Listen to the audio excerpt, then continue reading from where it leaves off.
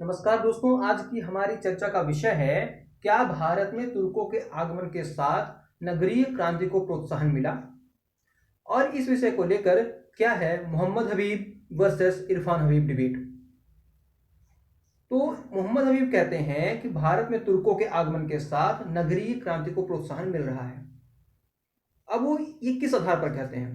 वो कहते हैं कि भारत में तुर्कों के आगमन से पहले नगरों और किलों पर ठाकुरों और ब्राह्मणों का वर्चस्व था और वे शिल्पी और जो कारीगर थे जो कि सामान्यतः निम्न श्रेणी निम्न जाति से आया करते थे, उनको किलों और नगरों से बाहर रखने का प्रयास करते थे, उन्हें किलों और नगरों से बाहर रखते थे।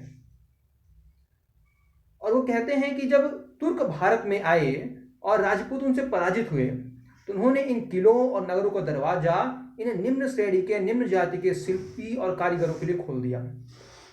साथ ही वे अपने साथ नवीन तकनीकी भी लेकर के आए थे, जैसे चरखा, करघा, धुनकी।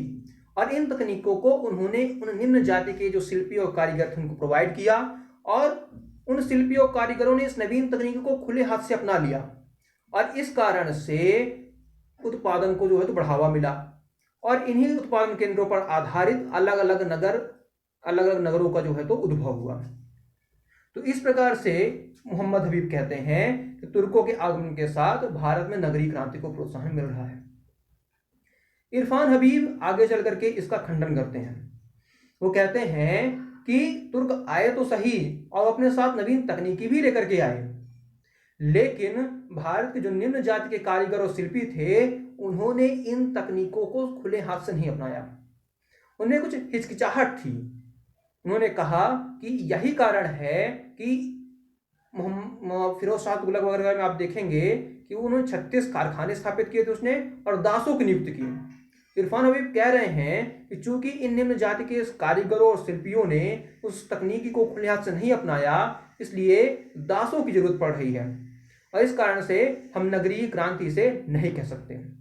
साथ ही वो यह भी तर्क देते हैं कि अलग अलग जो नगर थे उनके उद्भव के पीछे अलग अलग कारण विद्यमान थे, सभी नगरों का स्वरूप एकास में नहीं था। इस कारण से हम भारत में तुर्कों के आगमन को नगरीय क्रांति को प्रोत्साहन देने वाला कारण नहीं मान सकते हैं। धन्यवाद। यह है वीडियो का अंत। मिलते हैं अपने अगले लेक्चर में एक नए टॉपिक के साथ। तब तक के लिए कीप लर्निंग, कीप थिंकिंग, व्यस्त रहिए, मस्त रहिए। धन्यवाद।